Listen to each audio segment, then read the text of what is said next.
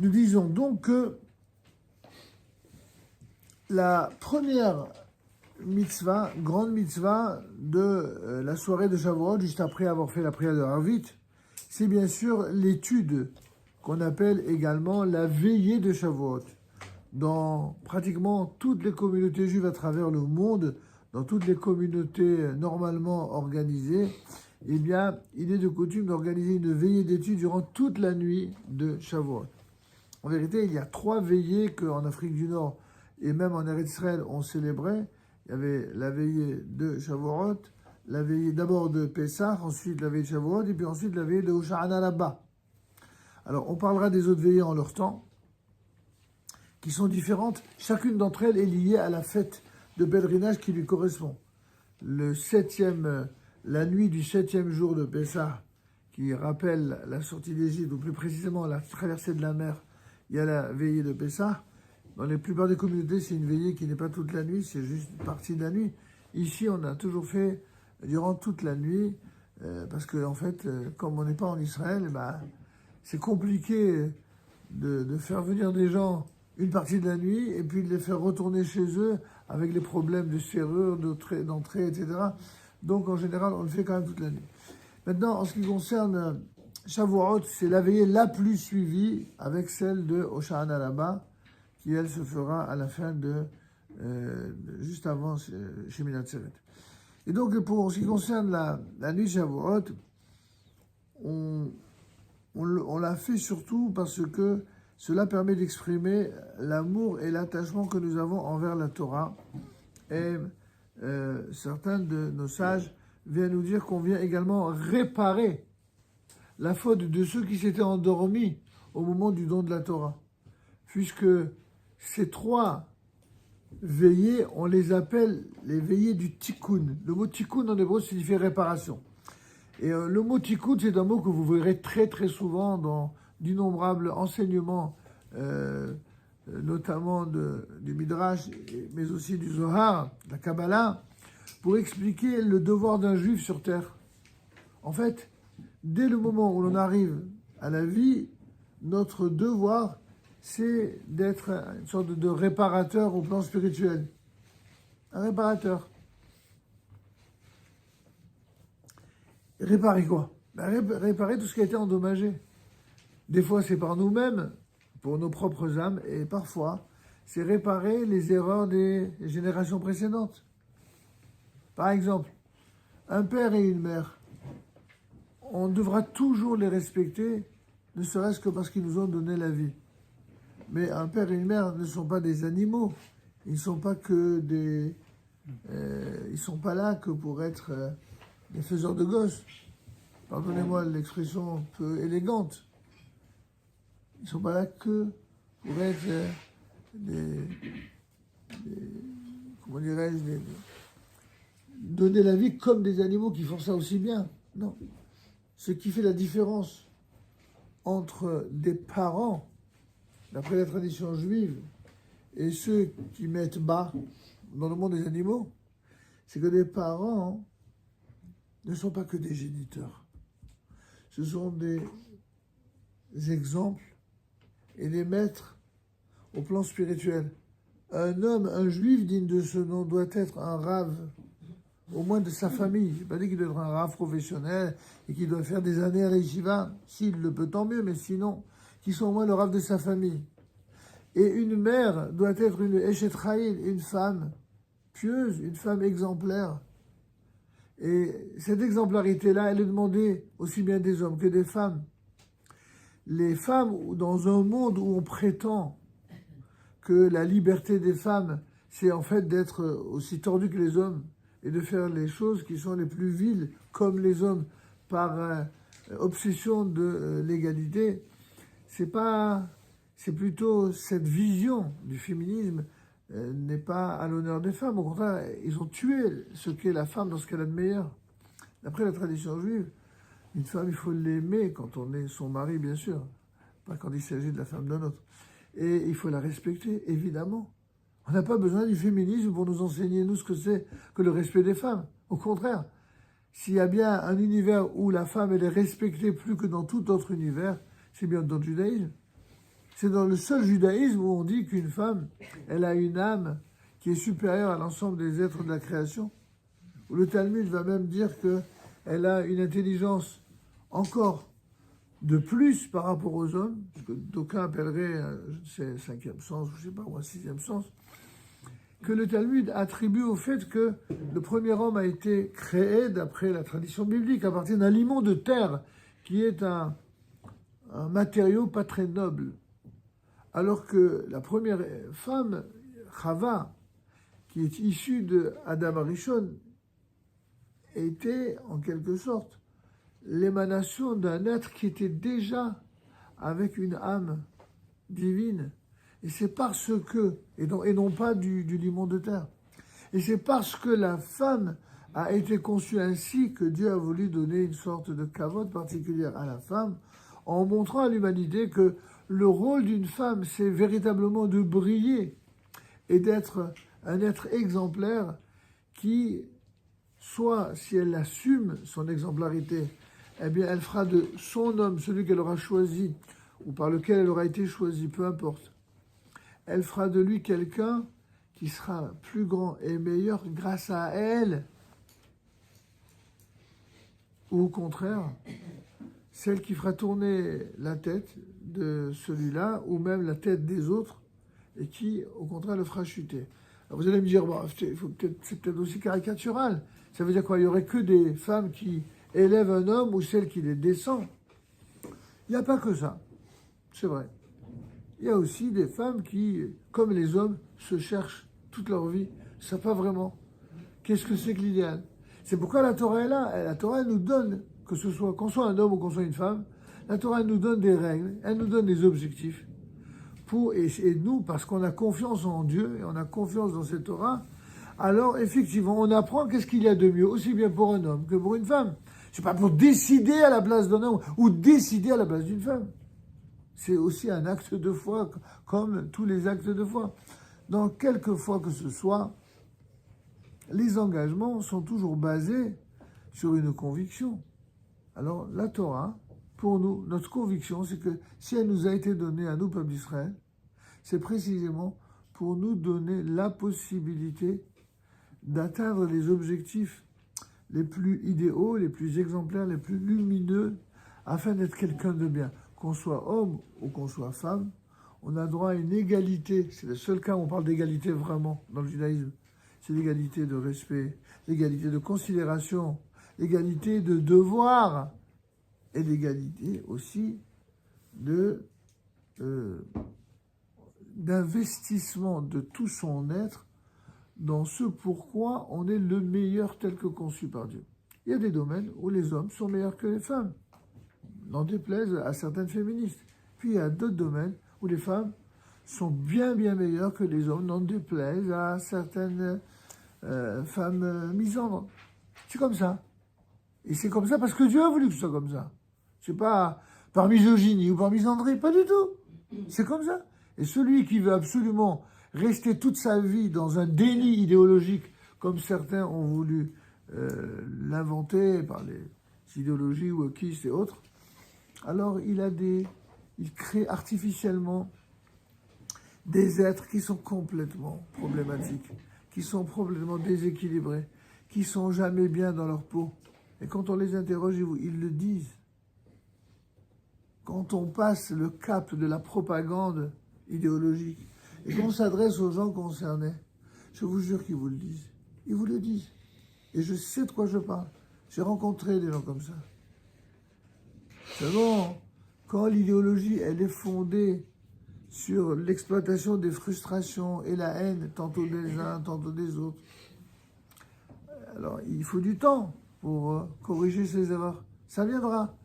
Mais pour celui qui veut gagner du temps, qui fasse confiance à Kadosh Baruch Hu, qui fasse confiance à ce que lui dit la Torah, et ça lui évitera de lourds tourments, et il pourra plus vite accéder justement en suivant l'ordre du Homer et de Shavuot, comment arriver à être équilibré, avoir dans son cœur de l'amour, beaucoup d'amour, vraiment, de tout ce qu'il y a de divin.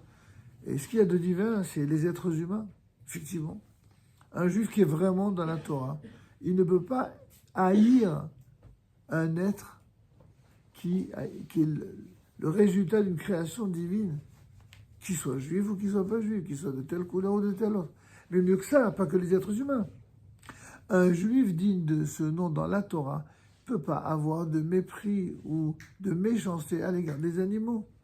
Il ne peut pas non plus avoir du mépris ou de l'indifférence à ce qui existe dans la nature. Vous voyez, toutes ces idéologies modernistes qui se sont accaparées d'innombrables thèmes dont la Torah n'a cessé de parler. C'est quand même dans la Torah où il est dit l'interdiction parmi les 113 commandements de faire souffrir un animal. C'est aussi dans la Torah où il est parlé de l'amour du prochain, ou l'interdiction de la haine de l'étranger. Et on voudrait nous donner des leçons à nous. Et qui est-ce qui voudrait nous donner des leçons? Ce sont ceux qui nous ont traités comme du bétail. Ce sont ceux qui nous ont haïs, qui nous ont brûlés, qui se croient, eux, habilités à nous donner des leçons. Alors on leur rappelle, mes amis, un peu de pudeur. Ça n'a pas suffi ce que vous nous avez fait pendant 2000 ans. Vous vous croyez autorisé des donneurs de leçons. Venez voir un petit peu qu'est-ce qui se passe pour Shavuot. Venez voir ce que nous rappelons à nos juifs, ou à ceux qui veulent l'être, avant de vouloir à nous donner des leçons. Et entre autres, c'est pour cela que la nuit de Shavuot a été instituée. Passer en revue tout ce à quoi on s'est engagé le jour de Shavuot. Savoir où on en est de cet engagement. On lira également, et ça concerne encore plus les personnes qui adhèrent au judaïsme en conversion, c'est le livre de Ruth qui va symboliser dans l'histoire d'Israël, eh bien, j'allais presque dire la top modèle des personnes en conversion. Et si je puis me permettre cette licence poétique, c'est-à-dire une femme hors du commun, une femme exceptionnelle, qui sera en tout cas le modèle au féminin de ce qu'est Yitro chez les hommes, c'est-à-dire celui ou celle qui se convertissent avec une sincérité totale et d'un niveau spirituel des plus élevés. Je vous fais remarquer que la fameuse Ruth, la Moabia, c'est elle qui dira « Ton peuple sera mon peuple, ton Dieu sera mon Dieu ». Et nos Chachamim nous font remarquer, c'est drôle. Elle dit d'abord ton peuple sera mon peuple et seulement après ton Dieu sera mon Dieu. Ce qui d'ailleurs pose problème à certaines personnes qui ne comprennent pas. Ils disent mais pourquoi on nous demande toute cette religion et cette Torah et ces mitzvot?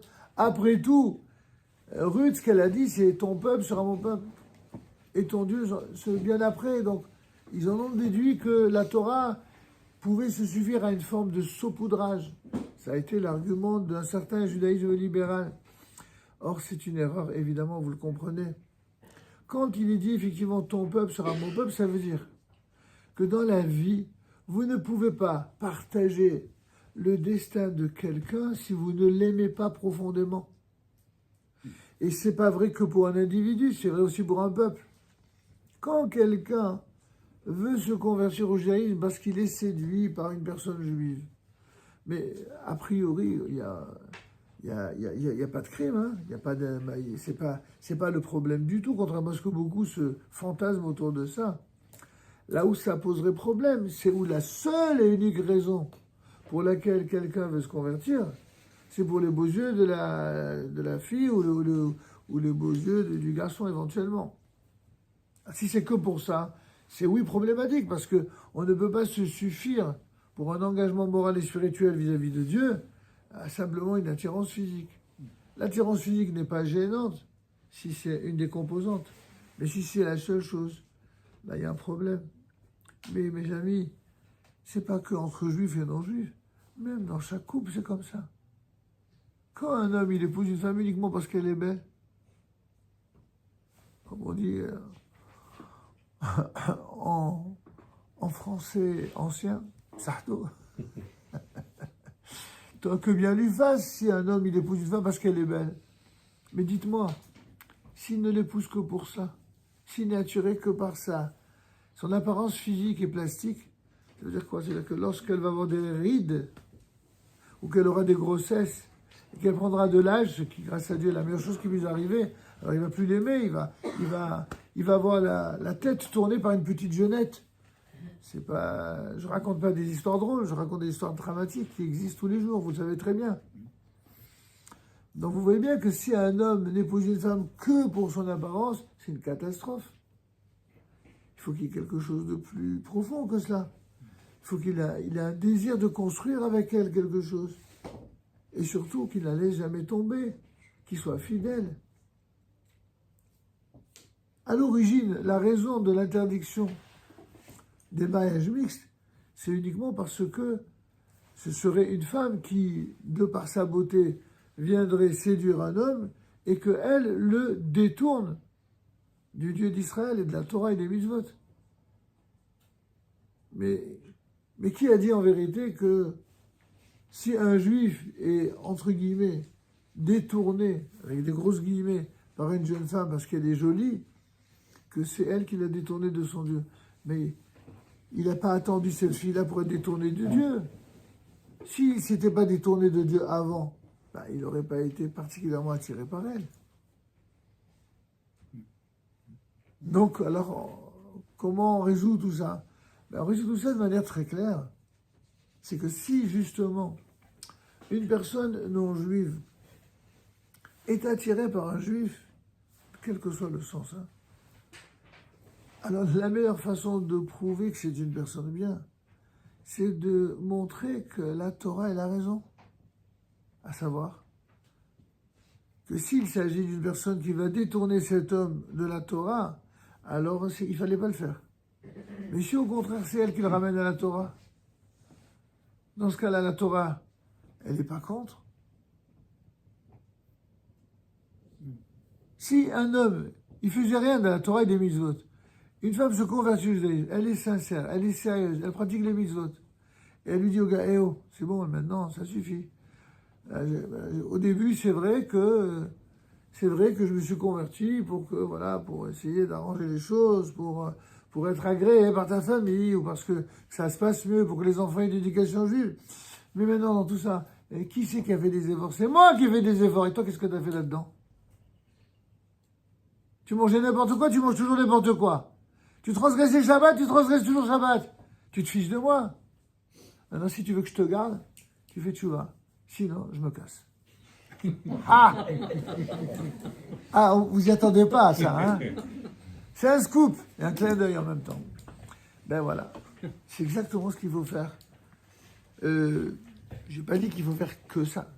Il faut essayer d'abord de le convaincre, de faire teshuva vraiment. Sinon, ils vont dire, moi je suis parti pour se convertir et un rabbin qui nous a cassé la baraque.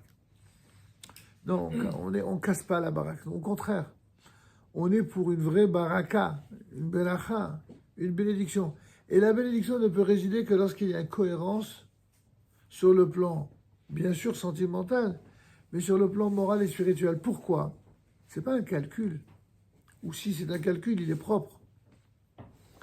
C'est que la fidélité entre un homme et une femme, vous savez, elle ne pourra jamais, au bout de 20 ou 30 ans de mariage, ou 20 ou 30 ans de liaison, selon les appellations, elle ne pourra pas perdurer si elle n'est pas mue par un sentiment beaucoup plus élevé sur le plan moral et spirituel que la seule attirance physique. Ça passe. Ça passe. Quand on a 15 ou 20 ans, 30 ans, ok, d'accord. On a les îles, on a des papillons dans la tête, on a... D'accord. Normal. Il faut bien que jeunesse se passe. Et après? Et après, j'aime à dire et à témoigner que l'amour qui existe entre un homme et une femme, lorsqu'ils ont atteint un âge vénérable, c'est un amour qui est beaucoup plus puissant, beaucoup plus fort, certes bien différent des amours classiques asexués, même si pour des gens performants l'un n'empêche pas l'autre, mais c'est pas ça le problème. Le problème, c'est que ce qui reste entre eux de profond, c'est justement le fait de ne pas être conditionné par un intérêt physique. C'est pas dans... Parce qu'en fin de compte, quand quelqu'un aime l'autre par intérêt physique, c'est plus l'amour de soi que l'amour de l'autre. C'est totalement intéressé. Aimer, c'est simplement donner. C'est quand on donne qu'on aime vraiment. Et quand on est capable de se supporter après 30 ans de mariage, croyez-moi, c'est qu'on s'aime vraiment. La preuve, regardez le nombre de divorcés au mètre carré. Regardez le nombre de divorcés ces dernières années. Ils ne se supportent plus. Rien. Première dispute ou 10e dispute, allez, crac, ils se balancent. Ils ne se supportent pas. Qui ne se supporte pas, c'est ceux qui ne s'aimaient pas. Ou que l'un des deux était vraiment taré. Ça arrive aussi. Hein. Il n'y a pas de règle absolue. Mais ce que je veux dire, c'est que souvent, quand on apprend à se connaître, on apprend à s'aimer vraiment, à se compléter et à se supporter, alors seulement on peut dire qu'on s'aime vraiment. Et c'est de la réussite, de cette capacité à supporter les différences de l'autre, qu'on peut véritablement apprendre à s'aimer d'une manière infiniment plus belle et infiniment plus grande. Si je vous ai parlé de tout cela, ce n'était pas pour vous verser dans le glamour, c'était pour vous apprendre ce que c'est que le rapport avec Dieu. L'amour de Dieu, c'est cela. Il y a des gens, vous savez, ils ne pensent à Dieu que quand ils sont dans la galère. Quand il arrive un malheur, tout le coup, qu'est-ce que j'ai fait au bon Dieu? Ou alors, où est-ce que Dieu il était pendant tel événement ou tel autre? Et dis-moi, et tout le reste du temps, tu t'es préoccupé de Dieu? Mais il y a des gens qui se conduisent comme ça dans les couples. Ils sont toujours dans l'attente de l'autre. Et s'il y a quelque chose qui ne correspond pas à ce qu'il ou elle attend, alors ça y est, vas-y, une avalanche de reproches. Un peu de maturité, mon Dieu, c'est pas possible. Un peu de sens de la responsabilité. Quand on fait un engagement, on assume. On apprend à se connaître, on apprend à s'aimer, on apprend à se supporter. Et dans cette capacité à se mesurer à la réalité, que ce soit dans les rapports avec son conjoint ou dans les rapports avec Dieu, que là, on devient quelqu'un. Vraiment. Et c'est ça, Shavuot. Et c'est pour ça que l'on récite le livre de Ruth. Alors en Israël, on le lit en un seul jour, en Chutz La'aretz, comme vous le savez, c'est 2 jours. Il y a également certains qui ont l'usage de continuer la lecture des Pirkei Avot. Certains la lisent entre Pessah et Shavuot, d'autres la lisent jusqu'à la fin de l'été. Et d'autres, enfin, ont l'usage de réciter, c'est notamment en Afrique du Nord. Ils ont 2 usages spécifiques, en Espagne et en Afrique du Nord. Alors, l'usage qui remonte à l'Espagne, c'est ce qu'on appelle les 613 commandements en prose, en poésie. C'est les fameuses Azharot, les Azharot qui ont été rédigés par 2 grands auteurs, le Rabbi Shlomo Barcelone et également ça me reviendra. J'ai pas dormi de la nuit, donc j'ai oublié. Mais enfin, ça me reviendra pour le 2e auteur. Et les 2, en tout cas, les 2 versions avec 2 heures différentes sont récitées dans les communautés de tradition nord-africaine, surtout en Algérie et au Maroc, où là, dans toutes les communautés, ils le faisaient. Certains le font encore. Pour ceux qui sont restés fidèles à la tradition nord-africaine, il n'y en a plus beaucoup, mais ça existe et ils récitent les Hazarot l'après-midi en général de Shavuot. Et ils récitent également la Megillat Ruth. Il y a en plus une tradition propre à l'Algérie cette fois. C'est ce qu'on appelle le Kelmat. Comme son nom l'indique, c'est un mot arabe. Le Kelmat, c'est le commandement, c'est les 10 commandements qui ont été traduits en judéo-arabe, plutôt qui ont été composés, par Rabbi Saadia Gaon, un des Géonim, un des géants, qui s'appelait Rabbi Saadia Gaon, qui a d'ailleurs, je dois faire demain une vidéo uniquement sur ça, si ça vous intéresse. C'est vraiment passionnant. Quand vous allez voir la poésie que c'est quelque chose que vous n'avez jamais entendu, pour la plupart je pense. Et quand nous étions enfants, on le récitait en arabe. Parce que c'était comme ça la tradition en Algérie de réciter en judéo-arabe. Puis quand on a vu que plus personne ne comprenait cela, alors on l'a fait faire par nos élèves en français. Et croyez-moi, c'est magnifique. Ça a été traduit par le grand rabbin Morali, qui était grand rabbin d'Alger, et qui était un homme d'une grande culture et de Torah et de culture générale, qui était lettré, vraiment une formation fantastique. Il a fait une traduction mais absolument splendide. Il a, à part cela, composé un certain nombre de piyutim, donc de chants en l'honneur de la Torah et en l'honneur du peuple d'Israël et de la terre d'Israël. Eh bien, tous ces chants-là sont une véritable richesse que malheureusement beaucoup ont perdu. Nous avons, Baruch Hashem, eu le bonheur d'apprendre cela très jeune. Et donc nous, dans notre communauté, on perpétue cela. On continue à les chanter et à le partager. C'est pour la première fois cette année, comme j'ai fait déjà pas mal de vidéos sur les autres sujets, je ferai des vidéos sur cela. Et vous verrez ce que va donner chacun des 10 commandements sous une forme poétique et admirable. Admirable. Si j'en ai la force, je le ferai pour les 10, sinon je ferai une partie cette année et l'autre partie l'année prochaine. Voilà, ça c'est pour ce qui est les traditions propres à la fête de Shavuot. Enfin, ce livre de Ruth, qui venait donc, qu'on appelait la Moabite, qui venait d'une famille riche, quand elle décida de se joindre, n'est-ce pas, à sa belle-mère, Naomi, et de se convertir au judaïsme, eh bien, elle devint pauvre. C'est le fantasme à l'envers de ceux qui croient que en se convertissant, on va devenir juif. Ça me rappelle le film là de quelqu'un qui avait fait un film, vous vous rappelez, qui avait fait parler de lui, je crois que c'était Ils sont tous juifs ou un truc comme ça. Et on voit le président qui dit pour arriver le problème économique, eh ben, on va tous devenir juifs. Bon, c'était une parodie évidemment, et ridicule, mais elle a fait sourire quelques-uns, sauf les antisémites, parce qu'ils n'ont pas beaucoup d'humour, évidemment. Qui se rassure, les antisémites, on n'a pas envie d'eux, déjà. Et puis, en ce qui concerne les autres, on n'est pas du tout fermé à la conversion, comme vous le savez. Ce qu'on veut juste, c'est que quand quelqu'un rejoint dans le wagon de l'histoire 4000 ans après, l'histoire d'un peuple qui est passé par ce par quoi il est passé, il doit avoir au moins l'humilité d'admettre que devenir juif, ça se mérite. Et qu'on doit gagner ce mérite, exactement comme un juif, pour le rester juif, même s'il est né juif, ça se mérite aussi. Il n'y a rien d'automatique, ni quand on est né juif, ni quand on le devient. J'ai pour habitude de dire au contraire. Si quelqu'un se convertit au judaïsme pour ressembler à tous ces juifs un peu paumés, qui ne savent même plus qui ils sont, c'est des juifs comme ça, on en a déjà. Ça ne sert à rien. Si quelqu'un se convertit au judaïsme pour être un super juif, alors lui, on vous aime déjà. C'est exactement ça qu'il faut. C'est que vous soyez un modèle exemplaire pour les juifs de naissance, c'est pas que pour les convertis. N'oubliez jamais ça. En tout cas, dans ce livre de Ruth, on va terminer parce que j'ai promis à quelqu'un de ne pas trop tarder ce soir.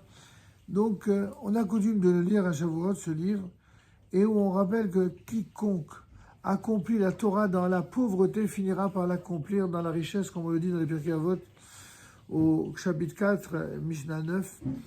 En effet, cette femme, Ruth, mérita de voir ses descendants. Vous vous rendez compte quels sont les descendants de Ruth? Elle qui a tout plaqué sa richesse pour devenir juive, elle aura pour mérite d'engendrer David et Salomon, les deux plus grands rois d'Israël. Et David, c'est lui duquel descendra rien d'autre que le Mashiach. Le Mashiach, il descend de qui? D'une femme convertie, assis sur le trône d'Israël. Et puisque Ruth exprime la grandeur de la Torah, il convient d'en lire le livre à Shavuot. De plus, la bienfaisance qui est le socle de la Torah, le chesed, c'est l'axe central du livre de Ruth. Ruth va montrer d'abord une grande bonté en quittant son propre peuple alors qu'elle vivait dans les largesses de la fortune, mais elle quittera sa patrie afin de ne pas abandonner sa belle-mère Naomi à son veuvage et au deuil de ses fils. Par la suite, elle se montra généreuse envers Boaz, qui était bien plus âgé qu'elle. Imaginez aujourd'hui, quand une petite jeune elle épouse un vieux, en général, c'est pas pour des raisons très spirituelles, si vous voyez ce que je veux dire. Tandis que c'est pas le cas de Ruth, qui va épouser un vieillard en raison de sa sagesse et parce qu'elle estime le devoir de remplir son devoir de ce qu'on appelle de lévira. Elle voulut bien l'épouser, lui donner un enfant. Boaz lui-même, qui était d'ascendance illustre et qui accepta d'épouser une prosélyte venue d'une contrée lointaine, lui témoigna d'une générosité sans borne. Grâce à ces actes de bienfaisance, tous eurent le mérite d'être délivrés.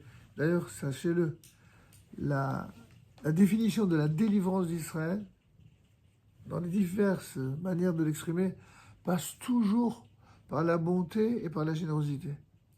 Toujours. Et c'est d'eux que naquit la dynastie royale davidique, comme je vous l'ai rappelé tout à l'heure. De plus, c'est à Shavuot que le roi David fut rappelé à Dieu. Il est mort le jour de Shavuot. La conversion en tant que telle est elle aussi liée à la fête de Shavuot. En effet, lors de la révélation du Sinaï, les Hébreux reçurent la Torah et en cela, eh bien, eux-mêmes, ils furent les premiers convertis. Quand les enfants d'Israël ont reçu la Torah, ils sont convertis. Le Zohar nous dit que le premier converti de l'histoire, c'est Abraham, qui s'est converti à la foi en un Dieu unique. Et le peuple d'Israël, c'est le premier peuple, entre guillemets, de convertis, au sens le plus noble du terme, et les convertis au judaïsme d'aujourd'hui font individuellement rien d'autre, ils reproduisent les conditions par lesquelles sont passés les enfants d'Israël au moment de leur conversion. Or, tout prosélyte accomplit en sa personne lui-même l'avènement du Sinaï, lorsqu'il prend sur lui ce qu'on appelle Kabbalat Ol Mitzvot, l'acceptation du joug de la Torah et des mitzvot devant le tribunal rabbinique. De même, la phrase sublime que dit Ruth à sa belle-mère pour exprimer son désir de se convertir, comme on l'a dit tout à l'heure, ton peuple sera mon peuple, ton Dieu sera mon Dieu, c'est le fondement de la conversion. Et pour terminer enfin, le minhag que tout le monde avait déjà, vous avez certainement entendu parler, c'est les aliments lactés. Certains même y ajoutent des aliments mielés avec du miel. Nombreux sont ceux en effet qui ont coutume de consommer des aliments lactés et de miel à Shavuot. Cette coutume fait allusion à la Torah qui est comparée au lait et au miel.